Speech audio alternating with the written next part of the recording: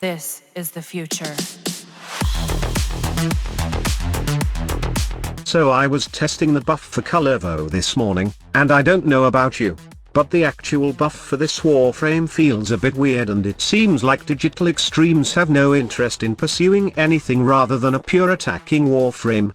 The Kullervo buffs go like this. First of all, they have increased the overguard cap from 5000 to 10k, and this scales with power strength. Having a 309% power strength in your Kullervo, which is just for testing by the way, and not an actual build, will give you an overguard cap of 30k, which is impressive on paper. Why did I say this? It's because to even get the 30k overguard, you will need to cast Recompense multiple times. You won't feel the struggle in lower levels, as you will be preserving so much overguard that you can see the cap limit, but when it comes to Steel Path and beyond, that 30k overguard is close to being useless. This is because still, there's nothing that will reduce the drain of overguard per hit, such as adaptation. The adaptation mod works with overguard, but it's only triggered and not applied to the overguard health. This means that you can put adaptation in your build, but expect that overguard will only help you stack the damage resistance so your health doesn't get one shot when all of your overguard is drained. Now, I'm just showing you the overguard mechanic against level 165 enemies, and as you can see, it's struggling to even keep up against these enemies. And the fact is, beyond Steel Path enemies do so much damage that there's a point wherein that 30k overguard will get 2 or 1 shot by enemies. Another thing that Digital Extremes changes the health of Kullervo from 22 to 325. With a full umbral set, you get as much as 3477 health on this Warframe now. This is quite impressive, and with a full umbral mod with Arcane Guardian, you gain 1975 armor, which translates to 88% damage reduction on health. Slap the fact that adaptation is present in your build, and you have to stack the 90% damage resistance on it, then you can tank almost anything that is Steel Path in the game. But then again, we are talking about Steel Path levels ranging from max 180 to 200 levels. Reaching level 1000 and beyond is not the best thing for tank builds like this, and this also means that you will spend an Umbra Former just to put the necessary mods in your build. In addition, you will opt in using Archon Shards to somehow boost the energy of Kullervo in case you don't want to mess up the overall kit of the Warframe. Do remember that if you are running the full kit, you would need a decent range for Storm of Yuko to hit targets and Collective Curse to spread to a large group of enemies. Then, you would have to get at least 200% power strength for Collective Curse to redirect its damage by 100% to other enemies, and this will also give you enough strength for Red Crit in Wrathful Advance, and decent heal and overguard per hit in your recompense. Aside from that, you would also need duration for his first ability's critical buff, third ability's curse, and fourth's duration in the field to last, so you don't have to recast the ability over and over again, wasting energy and not getting the full benefits from the skills. Another thing that the developer added is the brief invulnerability window to recompense ability.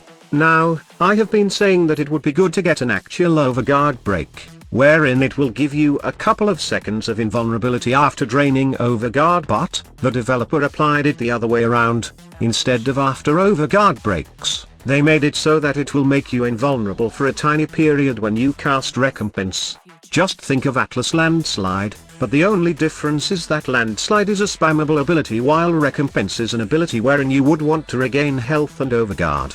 I think that Digital Extremes did this so they won't mess up the overguard coding wherein it will affect other Warframes that have overguard mechanics, but then again, they have said that they haven't changed anything but replaced the word armor to overguard. Anyway, you can kill enemies with the combo of Collective Curse and Recompense when those daggers hit the cursed enemies, but it's not as powerful as the Storm of Yuko or just using a heavy attack against a cursed enemy using your Wrathful Advance. The short invulnerability for recompense is good, but this is not broken as many players would say.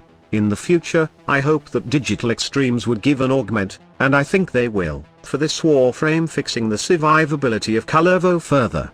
Right now, I would say that the buffs are not insane just like other players say. and it's the right amount of buffs for the Warframe to enjoy all the content available in Warframe. However, it's pretty limited, and this amount of survivability is not that effective if you want to go beyond Steel Path levels. If you want to survive and have fun with Kullervo against high-level enemies, then the Helminth system is its saving grace. So far, I have tested the original kit of Kullervo in the high-level survival on the moon, and it struggles when enemies begin to horde you with Eximus attacks, sentient attacks, acolytes, and those void entities draining your life support. This is not always the scenario, but you get a full picture of it playing at high levels. The saying in Warframe that you must kill them quickly before they can even react is the best survivability in the game that truly applies to this Warframe. At the moment, your best bet in enjoying Kullervo at high levels is to subsume abilities like Octavia's Resonator or Mace's Muzzle Flash to fully enjoy the Warframe without worrying about enemy damage. So far, the recent buffs pairs well with these subsume abilities, totally ridding off that anxiety of getting one hit by higher level enemies. Again, Kullervo's buffs are not insane, but they are the right amount to make his survivability better. The Overguard bonus is not just like Rhino's Iron Skin, which goes to 1,000,000 stack, and the invulnerability is no way near as good as the spammable shield gating mechanic. You would need to either kill enemies fast, or provide another layer of survivability for Kullervo to enjoy him at higher levels. But for those who are just playing in and out on Steel Path levels and don't want to do long endurance runs, then you would love the buffs from Kullervo. So that's all about it. Thank you so much for watching. Squad Leader signing off.